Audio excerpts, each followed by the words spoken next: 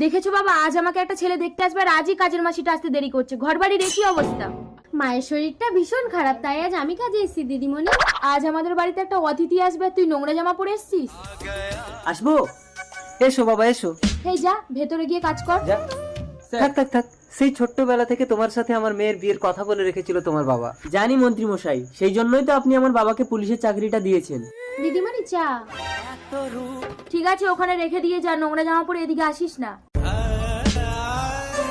তুমি অমন ভাবে কথা বলছো কেন ওর সাথে? কাজের লোককে কাজের মতনই রাখতে হয়, নইলে মাথায় উঠে গেলে ওদেরকে আর নামানো যায় না। দাঁড়াও পুষ্কর, দুপুরে খেয়ে যাবে না?